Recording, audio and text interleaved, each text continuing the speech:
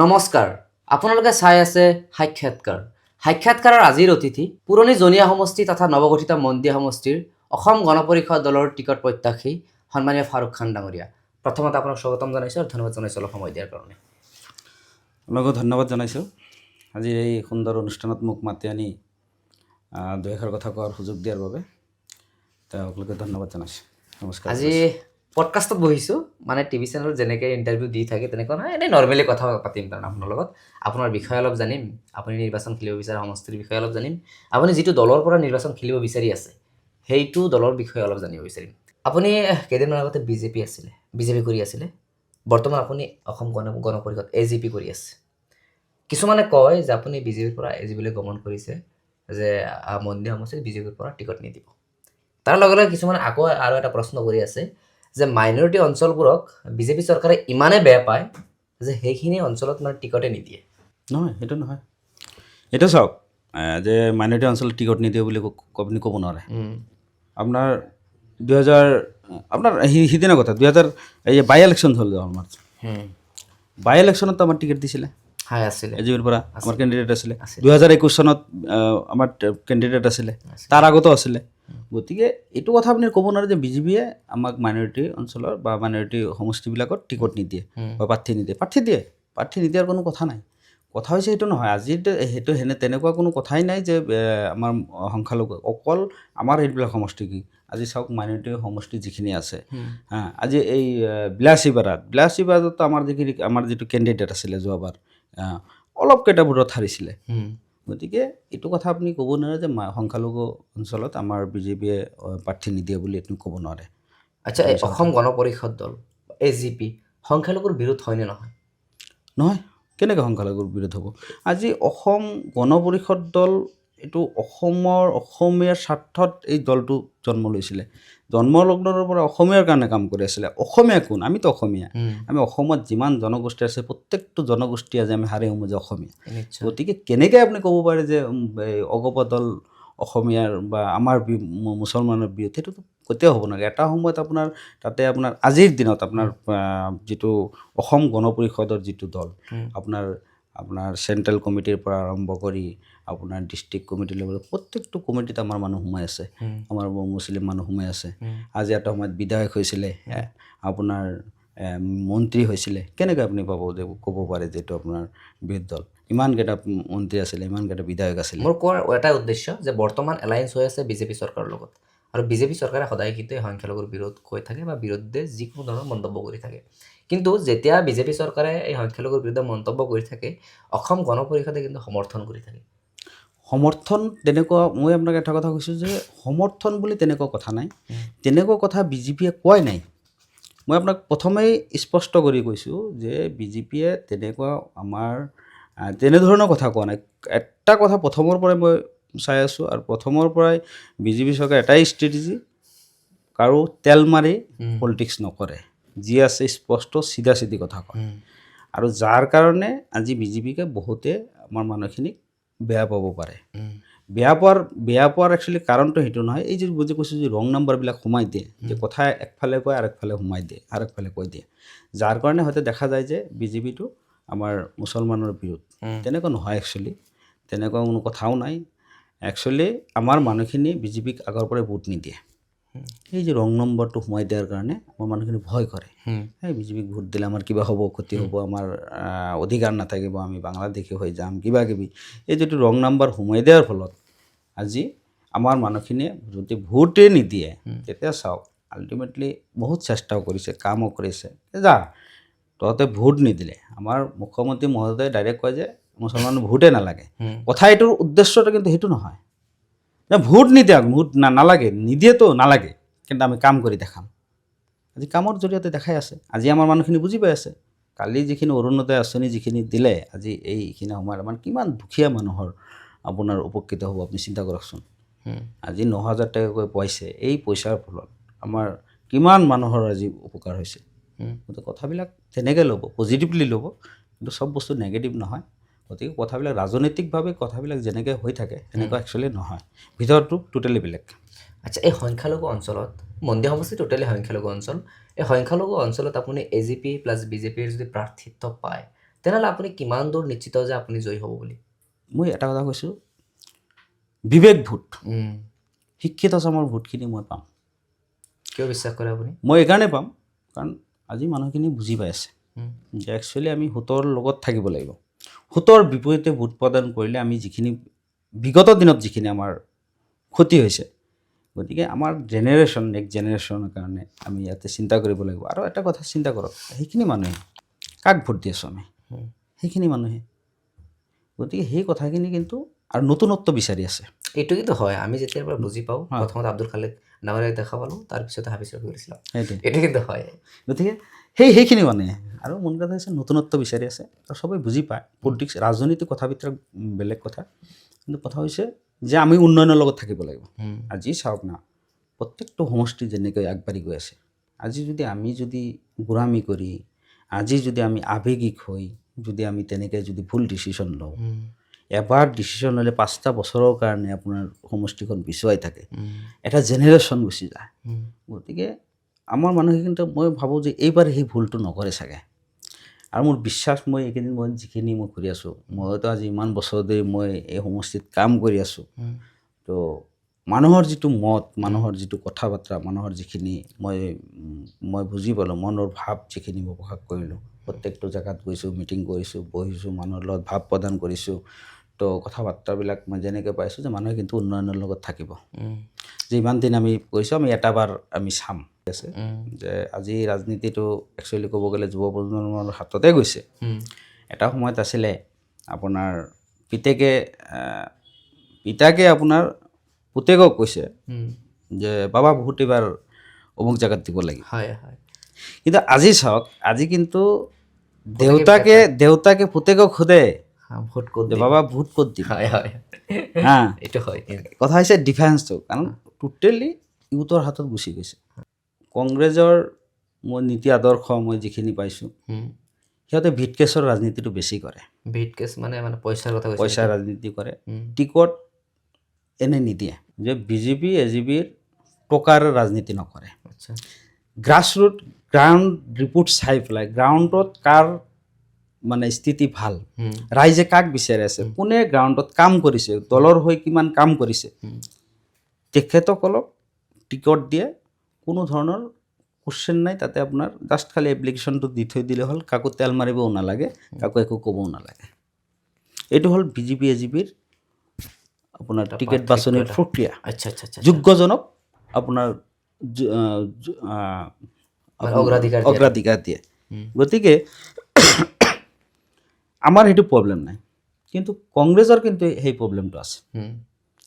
কংগ্ৰেছত এই যে ইমান যে গ্ৰাছৰুটৰ পৰা কষ্ট কৰি কৰি কৰি আজি যে এইখিনি এটা ষ্টেজ পাইছে, চাব আপুনি, যদি টিকেট নহয় পইচাৰ কাৰণে নহয়।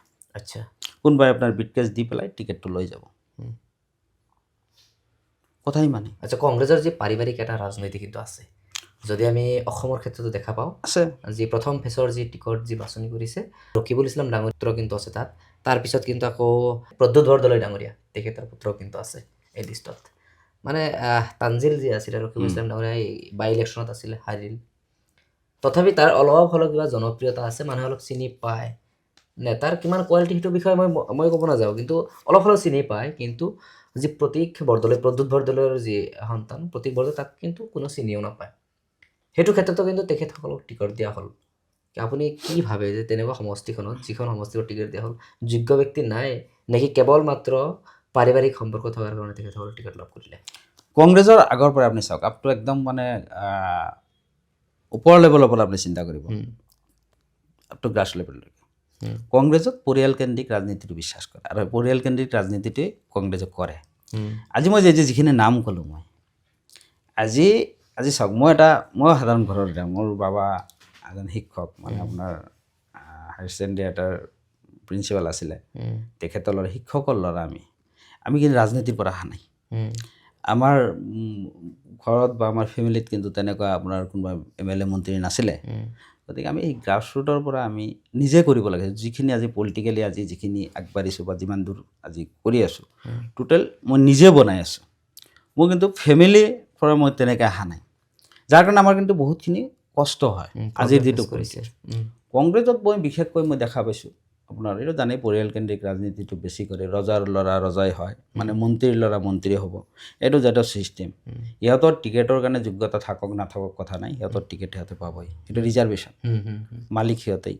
গতিকে সেইটো কথাটো আমি ক'ব নাযাওঁ। আজি যিখিনি ল'ৰাই আজি কষ্ট কৰি আছে, যিখিনি আমাৰ য়ং ষ্টাৰ যিখিনি কাম কৰি আছে দলৰ কাৰণে, যিখিনি ইমান ৰাষ্ট্ৰীয়তাৰ পৰা লাগি আছে, একচুৱেলি দলটো আজি শেষ হোৱাৰ কাৰণ কি? দলটো আজি ইমান বছৰে আজি কংগ্ৰেছ চৰকাৰ আছিলে, ইমান ষ্ট্ৰং এটা শক্তিশালী এটা মানে দল এটা আজি নিঃশেষ হৈ গৈ আছে, প্ৰত্যেকটো ষ্টেটৰ পৰা আজি খতম হৈ আছে। কাৰণটো কি? এইবিলাক ৰাজনীতি কৰাৰ কাৰণে আজি, কাৰণ ভাল যোগ্য ব্যক্তিক প্ৰাৰ্থিত্ব নিদিয়াৰ ফলত আজি লাহে লাহে সেই মানুহখিনি আজি ফালৰি কাটি গৈ আছে, যাৰ ফলত আজি এই দলৰ অৱস্থাটো এনেকুৱা হৈছে। এইটোৱে মেইন ৰিজন। আচ্ছা, যেতিয়া আপুনি এই ছাত্ৰ ৰাজনীতিত আছিলে, তেতিয়া নিৰ্বাচন যি হৈছিলে তাৰ পিছতে আপোনাৰ কথা এটা চৰ্চা হৈ থাকে যে তেতিয়া আপুনি ক'ৰবাত নহয় ক'ৰবাত কিবা যিজন দলীয় প্ৰাৰ্থী আছিলে তাৰ লগত অলপ কিবা সম্পৰ্কটো বেয়া থকাৰ কাৰণে আপুনি কংগ্ৰেছৰ পৰা লাষ্টত গৈ এৰি আহিব লগা হ'ল। এনেকুৱা ধৰণৰ কিবা অলপ আমি শুনা পাওঁ, তাৰমানে হয়, কিবা এটা হৈছিলে। হয়, মানে মই যেতিয়া কোনো না যে মোৰ বেকত কোনো নাছিলে, মই নিজে নিজে আগবাঢ়ি গৈছিলোঁ। মোৰ ছাপোৰ্টত মই সেই সময়ত তাৰমানে কংগ্ৰেছৰ চৰকাৰ আছিলে। তো আপুনি জানে মই কাৰ কথা ক'ম, যে তেখেত তেতিয়া আমাৰ বিধায়ক আছিলে। আচ্ছা, তেতিয়া আমাৰ ইউথ কংগ্ৰেছৰ অল ইণ্ডিয়া ৰাহুল গান্ধীৰ দেশত আপোনাৰ ইউথ কংগ্ৰেছৰ ইলেকশ্যন দিলে সৰ্বভাৰতীয়, প্ৰত্যেকটো ষ্টেটতে ইলেকশ্যন হ'ল। ময়ো তেতিয়া জনীয়া সমষ্টিৰ পৰা ময়ো তেতিয়া ইউথ কংগ্ৰেছৰ সভাপতিৰ পদত মই নিৰ্বাচন খেলিলোঁ। তো মই হাৰে সমূজে মই লাগিলোঁ, কষ্ট কৰিলোঁ, জনমত ক্ৰিয়েট কৰিলোঁ, প্ৰতিটো জেগাত গৈছোঁ। প্ৰত্যেকটো ভোটাৰে ইউথ কংগ্ৰেছৰ যিখিনি কাৰ্যকৰ্তা আছিলে চবে মোক ছাপোৰ্ট কৰিলে। মই ভাল এটা ছাপোৰ্ট লৈ পেলাই মই আগবাঢ়ি গৈছিলোঁ। কিন্তু দেখা হ'ল লাষ্টত মই সেই বিশেষ ব্যক্তিজনে হস্তক্ষেপ কৰাৰ ফলত মই সভাপতি হ'ব নোৱাৰিলোঁ। আচ্ছা, নিৰৱ মোৰ পক্ষতে আছিলে। তো তাতে আৰু বহুত কিবা কিবি গেম প্লেনিং হ'ল ৰাতিৰ ভিতৰত, মই সেইবিলাক আৰু নকওঁ। মই এইটো আজি যিখিনি পৰা হৈ গৈছে এইটো পাছ, মানে এইটো মই আৰু মনত নকৰোঁ। তো মই হ'ব নোৱাৰিলোঁ। তাৰপিছতো মই এটা হেৰি লৈ মোৰ যুদ্ধ কৰিব লগা হৈ গ'ল। এতিয়া দলৰ মাজত যদি দলৰ মানুহখিনিৰ লগত মই যদি আৰু দলৰ যিজন মুৰব্বী থাকে, য'ত আপুনি কাম কৰে, সেইটো সমষ্টিত বা সেইটো যেতিয়া আপোনাৰ মুৰব্বীজনে যেতিয়া আপোনাৰ বিৰোধ কৰিব, তেতিয়া আপুনি তাতে টিকি থকাটো আপোনাৰ পক্ষে পচিবল নহয়, অসম্ভৱ হৈ যাব। সম্ভৱ হয়। আৰু এই যদি মই ক'লোঁ যে লবিকেন্দ্ৰিক যিটো ৰাজনীতি, এই লবিকেন্দ্ৰিক ৰাজনীতিটো কংগ্ৰেছৰ তেতিয়াৰ পৰাই আজিৰ দিনলৈকে আছেই।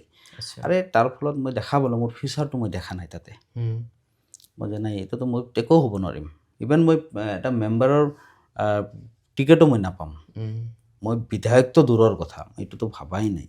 এটা মেম্বাৰৰ টিকেটো মই তাতে নাপাম। বহুত কথা চিন্তা কৰি কেনে মই লাষ্টত বহুত দিন মাজত মই এটা অৰাজনৈতিক সংগঠনৰ লগত মই জড়িত হ'লোঁ। আচ্ছা, তো ইউথ কংগ্ৰেছ মই হেৰি কৰি কেনে মই অৰাজনৈতিক সংগঠন এটা আপোনাৰ অজ্ঞান অসম বুলি আমি গঠন কৰিলোঁ। তাতে আমি কাম কৰিলোঁ। আমাৰ অসমৰ অসমীয়াৰ হকে বিভিন্ন ধৰণৰ মাত মাতিছোঁ, আমি কাম কৰিছোঁ। তাৰপিছত কিন্তু মোৰ আইডিয়লজিটো তেতিয়াৰ পৰাই তেতিয়াও আমাৰ আজিৰ যিজন মুখ্যমন্ত্ৰী, তেতিয়া আমাৰ হেল্থ মিনিষ্টাৰ আছিলে, তেখেতৰ আইডিয়লজি মই আগৰ পৰাই ভাল লাগে। তেখেতৰ মানে প্ৰত্যেকটো কামেই মোৰ ভাল লাগে, অনুপ্ৰাণিত হৈছোঁ। আৰু তেখেতে যথেষ্ট মৰমো কৰিছিলে, আমাক যথেষ্ট গুৰুত্ব দিছে যিকোনো হেৰিত গৈছোঁ। তো তেখেতে যেতিয়া কংগ্ৰেছটো বাদ দিলে আৰু আমাৰ তেতিয়াৰ ইউথ কংগ্ৰেছৰ সভাপতি আছিলে আমাৰ শ্ৰদ্ধাৰ পীযুষ হাজৰিকা ডেকা ডাঙৰীয়া, আজিৰ মন্ত্ৰী। তেখেতে তেতিয়া বিধায়ক আছিলে। তো তেখেতৰ যেতিয়া বিজেপিত গমন কৰিলে, মোকো এদিন মাতিলে যে কি কৰিবা। তো মই ক'লোঁ যে আমাৰ যিটো সমষ্টিৰ জনগাথা, তাতে আপোনাৰ আমাৰ মানুহখিনিতো আঁকোৱালি নলয় বিজেপিত, বা আমি আছোঁ, লাহে লাহে চব আহি যাব, কাম কৰা, গুচি আহা। তেতিয়া আমাৰ জিব্ৰান দা আছিলে, ৰহিম জিব্ৰান, আমি একেলগে ইউথ কংগ্ৰেছ কৰিছোঁ। তেখেত আজি আমাৰ এই গোৱালপাৰাৰ পৰা ইলেকশ্যন খেলিব পাব। আৰু তেখেত কিন্তু এইবাৰ এজিপিৰ পৰা জিকিব, বিধায়ক নতুন আমি মাইনৰিটি এটা বিধায়ক আমি পাম এজিপিৰ পৰা, পাব, তেখেতে জিকিব।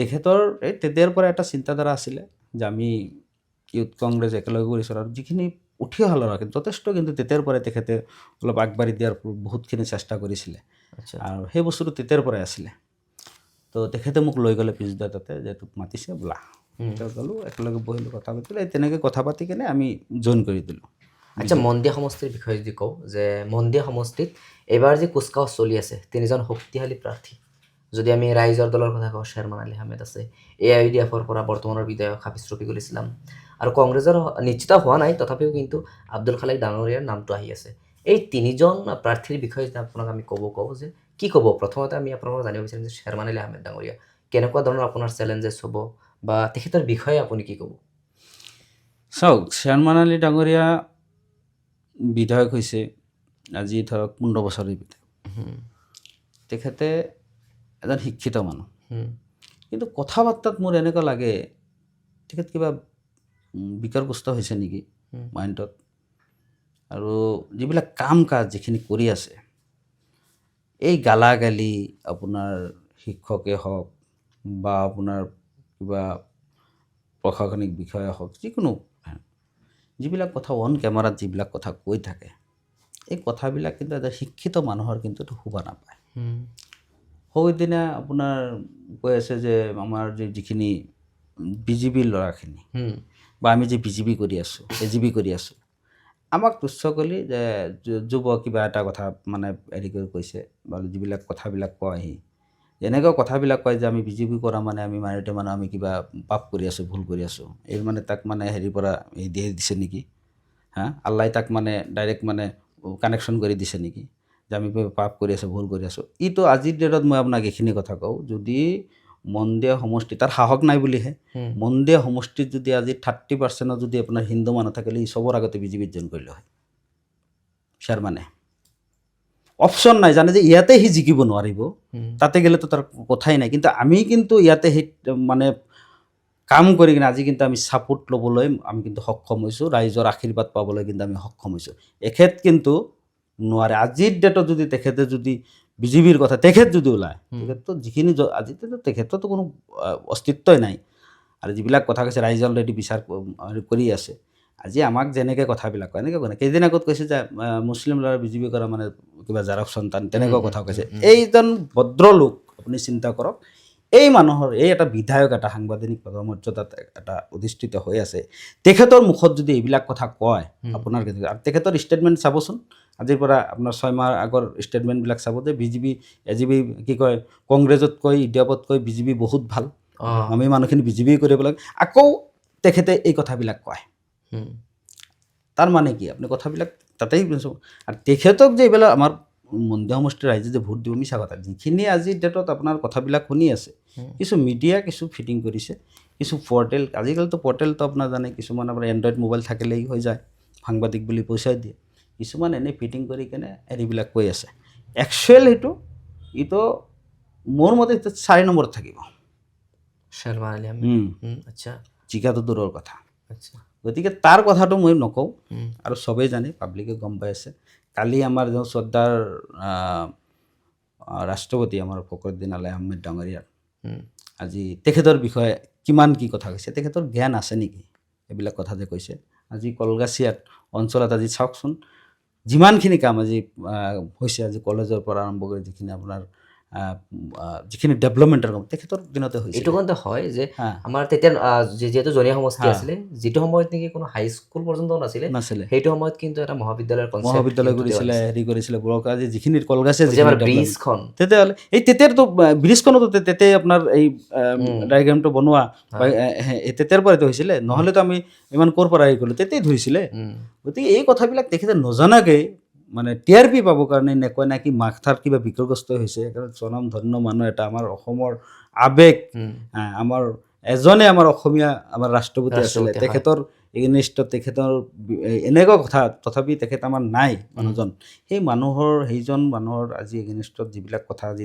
তেনেকৈ ক'ব পাৰিলে সেইটো একদম ধিক্কাৰ দিছোঁ মই তেখেতক আচ্ছা চৰকাৰে যিটো নামটো পৰিৱৰ্তন কৰিলে এইটো কেনেকুৱা ধৰণৰ পদক্ষেপ বুলি নহয় চাওক চৰকাৰে যিটো নাম লৈ যিটো এই কৰিছে আমাৰ মাননীয় মুখ্যমন্ত্ৰী অলৰেডি ষ্টেটমেণ্ট দিছে এইটো যে নামাকৰণটো লৈ তেখেতক তেখেতৰ নামক লৈ প্ৰব্লেম নাই।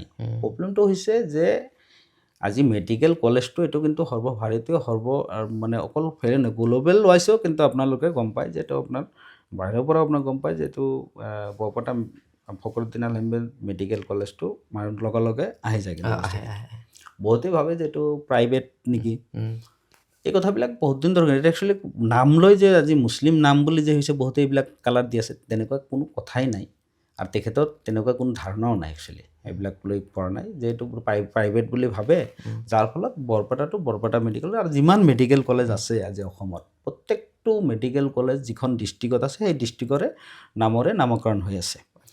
ঠিক বৰপেটাটো ব্যতিক্ৰম নহয়, যাৰ ফলত আৰু চবৰে পাব্লিকৰে মতামত লৈ পেলাই বস্তুটো এনেকুৱা কৰিছে। তথাপি যিহেতু ৰাইজৰ আৱেগ আছে, কথাবিলাক হৈ আছে। এতিয়া ধৰক বাকীখিনি কথা মই ক'ব নাজানো, এতিয়াতো ধৰক এইটো হাই লেভেলৰ কথা। এতিয়া তেনেকুৱা বা আমাৰ মুখ্যমন্ত্ৰী মহোদয়ে ভাবিছে বা আমাৰ কথাবিলাক পিছলৈকে আমি হয়তো গম পাম। কিন্তু তেখেতে কিন্তু আৰু এটা কথা কৈছে, ইয়াতকৈ আমি একে সমান নহয়, ইয়াতকৈ ওপৰত আমি তেখেতৰ কাৰণে চিন্তা কৰি আছোঁ, তেখেতৰ কাৰণে তেখেতৰ নামকৰণে আমি ইয়াতকৈ ভাল কিবা এটা চিন্তা কৰিম বা কৰিম। আৰু এটা কথা আপোনাৰ মনত ৰাখিব, মাননীয় মুখ্যমন্ত্ৰী মহোদয় হিমন্ত বিশ্ব শৰ্মা ডাঙৰীয়াই কোনো দিন যিটো কথা কয় সেই কথাটো নাৰাখাকৈ থকা নাই। প্ৰত্যেকটো কথা যেনে কথা মুখেদি ৱাৰ্ড ওলাইছে এইটো কথা কিন্তু কৰি দেখাইছে। আগে পিছে আপোনালোকে চাওক, যদি এইটো কৈছে কিবা এটা ভাবিছে, কিবা এটা কৰিবই। গতিকে এইটোলৈ ইমান হেৰি কৰাৰ কোনো দৰকাৰ নাই। কিন্তু মই দুখ পাইছোঁ আমাৰ চেয়াৰমেন আলী ডাঙৰীয়াৰ এই কথা বাৰ্তাত, তেখেতক অপমান কৰা যেন, তেখেতক যেনেকৈ অপমান কৰিছে এইটো ঠিক নহয়। আচ্ছা, আব্দুল খালেক ডাঙৰীয়াৰ কথা কি ভাবে আপুনি? চাওক, আব্দুল খালেক ডাঙৰীয়া তেখেতে বক্তা হিচাপে ভাল কথা ক'ব পাৰে, টিভিৰ আগত ভাল কথা ক'ব পাৰে, মিটিঙত ভাল লেকচাৰ দিব পাৰে, কিন্তু তেখেতৰ কিন্তু গ্ৰাছৰুটৰ লগত কোনো কানেকশ্যন নাই।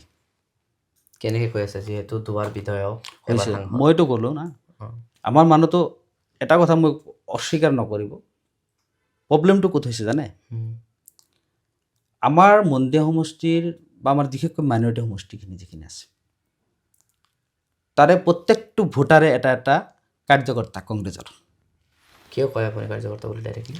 কংগ্ৰেছৰ টিকেট কোনোবাই লৈ আহিলেই, তাৰমানে আজি যদি আপুনি চাওক, আজি এতিয়াতো বহুতখিনি এতিয়া চেঞ্জ হৈছে, মানে এনেকুৱা অৱস্থা হৈছিলে, টিকেট কোনে পাব? অমুকে টিকেট পাব। ইয়াতে তাৰমানে বেলেগ দলৰ কোনো কথাই নাহে ইয়াতে, বিজেপি এজেপি বা অমুক দল তমুক দল এইবিলাক কোনো কথাই নাহে। কথা হ'ল মানে কংগ্ৰেছে টিকেট পাব, গতিকে আমি কংগ্ৰেছক ভোট দিব লাগিব।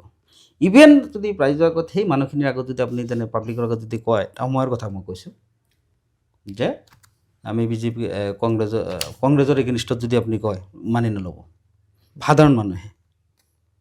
এইটো যে ইমান বছৰে যদি মাইণ্ডটো ৱাছ কৰি কৰি কৰি আহিছে, যাৰ ফলত মই কৈছোঁ যে প্ৰত্যেকটো ভোটাৰে কংগ্ৰেছৰ কাৰ্যকৰ্তা, আচ্ছা, বা ইউডিএফৰ কাৰ্যকৰ্তা থাকে। আচ্ছা, যাৰ ফলত টিকেট দিয়াৰ লগে লগে টিকেট কাক দিছে, ছবিত ভোট দিয়ে, কোন আছে সেইটো চোৱা নাই। যাৰ ফলত এইবিলাক মানুহ আজি বাৰে বাৰে বিধায়ক হৈ আছে। তেখেতক কি আপুনি দক্ষ বুলি নাভাবে নেকি? দক্ষ যদি তেনেকুৱা ইমানেই দক্ষ, তেখেতটো পাৰ্মানেণ্ট কোনোবাৰ হাৰিবই নালাগিছিলে। মই আপোনাক এইখিনি কথা কওঁ, মই কিমান দক্ষ মই এইটো ক'ব নাযাওঁ। মই আজি প্ৰতিভা মোক বিকাশ কৰিব পৰা নাই বা মই তেনেকুৱা স্কোপ পোৱা নাই। এটা কথা ইয়াৰ আগতো মই কৈছোঁ যে আমি গ্ৰাছৰুটৰ পৰা আহিছোঁ, কষ্ট কৰি কৰি কৰি কৰি কৰি কৰি আজি এইখিনি ষ্টেজ পাইছোঁ। যে মোৰ যিখিনি হেঁপাহ আছে, মোৰ সমষ্টিখন লৈ, মোৰ মানুহৰ লৈ, আমাৰ যিখিনি হয়তো পৰিকল্পনা মোৰ আছে, সেই বস্তুখিনিতে সেইখিনিতো আমি ইমপ্লিমেণ্ট কৰিব পৰা নাই। আমিতো সেইখিনি আজি কাৰণ আমাৰ সেইখিনি স্কোপ দিয়াই নাই। হয়তো যদি মই বিধায়ক হ'লোঁ হয়, মোৰ এটা বিশ্বাস হয়তো মৃত্যুৰ আগ মুহূৰ্তলৈকে হয়তো মই বিধায়ক হৈ থাকিম, কাৰণ মই কামেই সেনেকুৱা কৰিম। আচ্ছা, মোক হাৰাব নোৱাৰে। আজি বাৰে বাৰে হাৰে কিয়, আকৌ হয় কি কৰি আছে, ক'ৰবাত নহয় ক'ৰবাততো কাম কৰি আছে। আজি সমষ্টিৰ কথা চিন্তা কৰক, ইমানে দক্ষ বিধায়ক যদি, তেতিয়াতো গভৰ্ণমেণ্ট আপোনাৰ কংগ্ৰেছৰ আছিলে, তেখেততো ইমান চিফ মিনিষ্টাৰৰ প্ৰেছ ছেক্ৰেটাৰীও আছিলে, ইমান ডাঙৰ পদবীত আছিলে। তাৰ পিছতো আমাৰ সমষ্টিৰ অৱস্থা এনেকুৱাকৈ, আজি ৰাস্তা ঘাট, আজি যিমান ৰাস্তা আছে, চবতকৈ যিমান সমষ্টি আছে, আজি সৰুক্ষেত্ৰী কওক, বেলেগ সমষ্টিৰ কথা কওক, আপোনাৰ নিয়াৰেষ্ট যিখিনি সমষ্টি আছে, ইহঁতৰ লগত আপোনালোকে তুলনা কৰি চাওক যে আমাৰ সমষ্টিৰ ৰাস্তা ঘাট কিমান বেয়া। ডিফাৰেঞ্চ আছে। কিমান বেয়া, আজি আমি কিমান অন্ধকাৰত আজিৰ দিনত আছোঁ হুম, যে আমাৰ আজি ৰাস্তা ঘাট যদি ভাল কৰিলে হয়, তেখেততো এমপিও আছিলে, হুম, আজি আমাৰ যিটো গৰাখহনীয়া অৱস্থা, বেকী নদী, আপোনাৰ ব্ৰহ্মপুত্ৰ, আজি বেকী নদীটো যদি আজি তেখেতে যদি আজি যিহেতু এমপি আছিলে, যদি হজৰত ইমান বছৰ আপোনাৰ বিধায়ক আছিলে, বিধায়ক থকাৰ পিছত আপোনাৰ মুখ্যমন্ত্ৰীৰ লগত তেখেতৰ ভাল সম্পৰ্ক আছিলে, আমাৰ আজিৰ মুখ্যমন্ত্ৰীৰ লগতো তেখেতৰ ভাল সম্পৰ্ক আছিলে, তেখেত ইচ্ছা কৰিলে কিন্তু এই গৰাখহনীয়া প্ৰতিৰোধ কৰিব পাৰিলে হয়। তেখেতক মই মানে প্ৰশ্নটো কৰিছিলোঁ যে আপুনি যেতিয়া বিধায়ক হৈ আছিলে তেতিয়া কিন্তু চৰকাৰ কংগ্ৰেছৰ আছিলে, আপুনি যদি বিচাৰিলে হয় তেতিয়া কিন্তু মানে এই গৰাখহনীয়াটো বন্ধ হ'ল হয়। তেখেতৰ উত্তৰটো আছিলে এনেকুৱা ধৰণৰ যে 5 বছৰতে সকলো সমস্যা সমাধান নহয়। কিয় নহ'ব? তেখেত কিবা চেষ্টা কৰিছিল নেকি? কিন্তু মইতো জানামতে তেখেতে খালি পত্ৰ লিখি কেনে সামৰি থাকিছে, তেখেতেতো কোনোদিন খবৰ লোৱা নাই। তেখেতে যদি লাগিলে হয় তো পাৰিলে হয়। মই এটা কথা কৈছোঁ না, তেখেতে ভাল বক্তা, হুম, টিভিৰ আগত কথা পাতিব, লিখিব পাৰে, তেখেতে বক্তব্য দিব পাৰে। মই বক্তাও নহয়, ভাল কথাও ক'ব নোৱাৰোঁ, হুম, কিন্তু কথা হৈছে কি এই বস্তুখিনি যে কাম কৰাৰ যিটো স্পৃহা, যিখিনি সেইখিনি বস্তুটো থাকিব লাগে যেন। তেখেতৰ এনেকৈ সদিচ্ছাই নাছিলে। যদি সদিচ্ছা থাকিলে হয় কাম 100% হ'লে হয়, কৰিব পাৰিলে, কিয় নোৱাৰিলে? মোক দিয়ক না, মই বিধায়ক বনাম, 5 বছৰত মই কৰি দেখাম, মই কিয় নোৱাৰিম? চেলেঞ্জ কৰি আছিলে। মই চেলেঞ্জ মই ক'লোঁ, মই কৰিব পাৰিম, মই দেখাই দিম কৰি কিনে। তে ৰাইজে এবাৰ সুযোগ দিয়া দৰকাৰ মন্দিৰ সমষ্টিৰ এনেকুৱা এটা ৰাস্তাই নাথাকে, মই কৈছোঁ যিটো ৰাস্তা পকী নহ'ব, প্ৰত্যেকটো ৰাস্তা মই পকী কৰিম। আৰু আমাৰ কিমান সমস্যা আছে, আজি আমাৰ কৃষকৰ কিমান সমস্যা, হুম, হা? আজি বিশেষকৈ আমাৰ 4টা বজাৰ, আজি মই মেইনলি কৈছোঁ, ইফালে নাংলা বজাৰ, ইফালে আছে মন্দিয়া, বাঘবৰ আৰু মহেনপুৰ। হুম, এই 4টা জাগাত যদি 4টা কোল্ড ষ্ট'ৰ যদি বনাই দিলে হয়, আমাৰ কৃষকৰ কিমান উপকাৰ হ'ল। হুম, হুম, এইখিনি কথা আজি চিন্তা কৰিছেনে? আমাৰ সমষ্টিত ভাল এটা আপোনাৰ আমাৰ পৰা কিন্তু ভাল খেলুৱৈ জন্ম হৈছে। হয়। আজি গুণালগুৰি অঞ্চলত তাৰে পৰা কিন্তু ৰাষ্ট্ৰীয় আন্তঃৰাষ্ট্ৰীয় বিভাগত কিন্তু খেলিছে। আজি খেলুৱৈ হৈছে, উম, আৰু বহুত প্ৰতিভাৱান ল'ৰা ছোৱালী আজি ওলাই আছে। কিন্তু এটা কথা, আমাৰ ল'ৰা ছোৱালীৰ আজিৰ দিনত খেল ধেমালি কৰাৰ কাৰণে বা যিখিনি সুবিধা লাগে, সেই সুবিধাখিনি কিন্তু আজিৰ দিনত আমাৰ নাই। হাফিজ ৰফিকুল ইছলাম ডাঙৰীয়াৰ কথা কি ক'ব? হাফিজ ৰফিকুল ইছলাম ডাঙৰীয়াৰ কথা মই কি ক'ম, মানুহজন সঁচাকৈ এনেইতো ব্যক্তিগতভাৱে মানুহজন ভাল, মই বেয়া নকওঁ যেন হাবিব ওচমানে, কিন্তু সেইটো আমাৰ পলিটিক্সৰ কাৰণে হাৰ্মফুল। হাৰ্মফুল বুলি কৈছে নেকি? মই হাৰ্মফুল বুলি ক'লোঁ, কাৰণ আজি আমাৰ কথা নহয়, হুম, আমাৰ খাদ্য লাগিব, পেটৰ ভাত লাগিব। হুম, আজি আমাৰ যিখিনি নিবনুৱা সমস্যাৰ পৰা আৰম্ভ কৰি আজি সমষ্টিটোৰ যিখিনি আনডেভেলপমেণ্ট আজি যেনেকৈ হৈ আছে, আজি যিখিনি অনুন্নত সমষ্টি হৈছে আমাৰ, বা আমাৰ বিভিন্ন সমস্যাৰ মানে জৰ্জৰিত আমাৰ সমষ্টিটো, আজি তেখেত অকল ভাল মানুহ হ'লে আমাৰ নহ'ব। হুম, ভাল মানুহ মইতো ভাল মানুহ কাক বুজায়? ভাল কাম কৰিলেই ভাল মানুহ বুজায়। তেখেত নদাউল এজন ধাৰ্মিক মানুহ, ধৰ্মৰ লাইনত তেখেত ভাল, হুম, কিন্তু ৰাজনৈতিক হিচাপে ৰাজনৈতিকভাৱে তেখেত যোগ্য নহয়। যোগ্য নহয় বুলি কৈছে আপুনি যদি? কাৰণ ৰাজনীতি কৰিব গ'লে অলপ এই থাকিব লাগিব। আচ্ছা। আজি চাওক, আমাৰ সমষ্টিটো যিটো হাৰত উন্নয়ন হ'ব লাগিছিলে, হুম, তেনেকৈ কিন্তু একো কৰিবই পৰা নাই। লাষ্ট 5 বছৰত এটা আপোনাৰ ভাল এটা কামৰ উদাহৰণ আপুনি দেখাওকচোন, যে তেনেকুৱা এটা কাম কৰিছে তেখেতে। হুম, দেখাব নোৱাৰে।